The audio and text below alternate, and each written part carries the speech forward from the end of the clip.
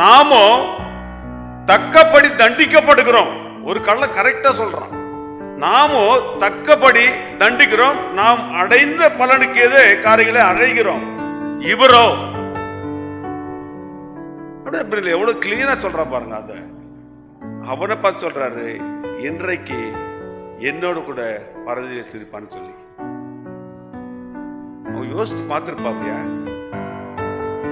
கடைசி நிமிஷத்துல அவன் அவர் இயேசு கிறிஸ்து பிதாவே இவர்களை மன்னியும் என்று சொல்லி லூக்கால் மட்டும்தான் சொல்றாரு. லூக்கா 23:34 கரெக்டா சொல்ற, பிதாவே இவர்களை மன்னியும், தாங்கள் செய்கிறது இன்னதென்று அறியாது இருக்கிறார்கள் சொல்றேன்.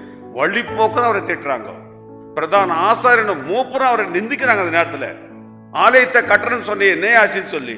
அப்படி இருந்த போதும் வாக்கு மாறாதவர், வாக்கு கொடுத்தவர், பாவங்களை மன்னிக்கத்தக்கதாக வந்தவர். அப்படி இருந்தும் தாங்கள் செய்கிறது இன்னதென்று அறியாமல் இருக்கிறார்கள் என்று சொல்லி வாக்கு கொடுத்தவர்.